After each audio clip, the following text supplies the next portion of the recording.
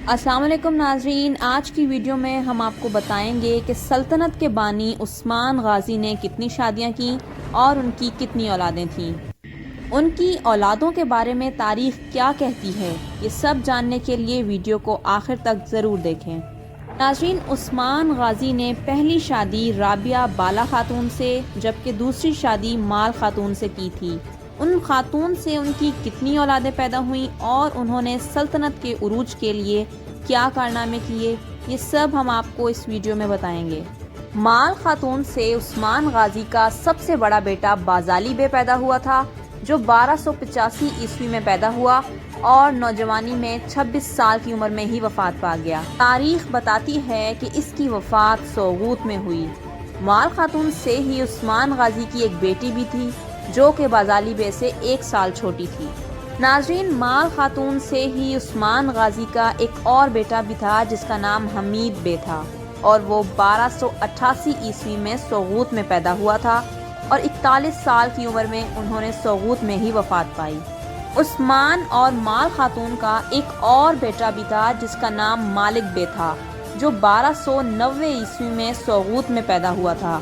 उनकी तारीख़ वफ़ात 1366 ईस्वी में बताई जाती है। नाज़रीन, माल खातून से ही उस्मान गाजी का एक और बेटा जो 1293 ईस्वी में पैदा हुआ, जिसका नाम उबान बताया जाता है। अब हम आपको एक बहुत ही दिलचस्प बात बताने जा रहे हैं जिसे सुनकर आप हैरान रह जाएंगे। माल खातून और उस्मान गाजी का एक बेटा था जिसका नाम साउची बे था। आप यकीनन ये सोच रहे होंगे कि साउची बे तो अर्तुगरुल का बेटा था।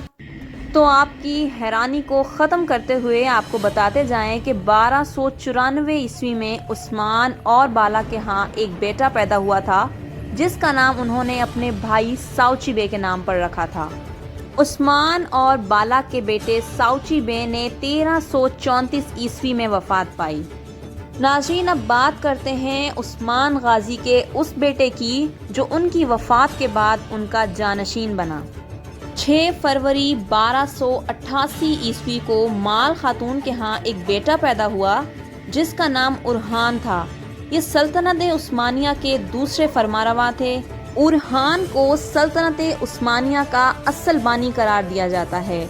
उन्होंने 1326 ईस्वी से 1359 ईस्वी तक हुक्मरानी की।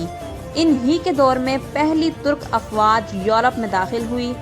नाजरीन, उरहान ने 75 साल की उम्र में वफात पाई। जब राबिया बाला खातून से उस्मान गाजी की तरफ एक औलाद अलाउद्दीन भी पैदा हुई। 1290 में पैदा होने वाली ये औलाद सोगूत में पैदा हुई।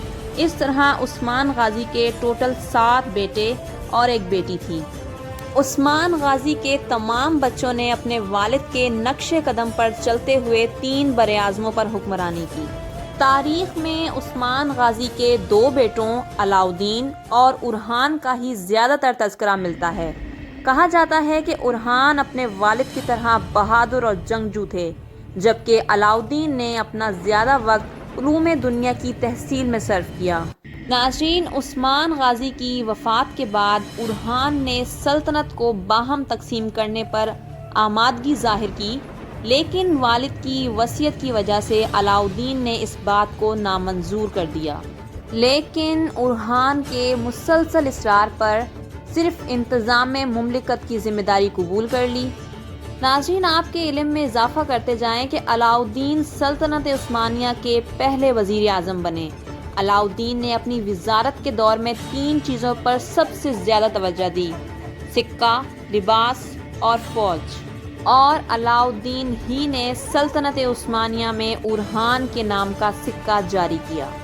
नाज़रीन, अलाउद्दीन का सबसे बड़ा कारनामा उनकी फ़ौजी इस्तिलाहात हैं, जिससे सल्तनत उस्मानिया की ताकत मज़ीद बढ़ गई। अलाउद्दीन की तारीख़ वफ़ात 1331 या 1332 ईस्वी में बताई जाती है और वो अपने भाई उरहान के पहलू में दफन हैं। नाज़रीन, ये थी हमारी आज की वीडियो जिसमें हमारा मकसद आपको उस्मान गाजी की औलादों के बारे में बताना था। अपनी राय का इजहार हमसे ज़रूर करें और हमारे चैनल को सब्सक्राइब करें। शुक्रिया।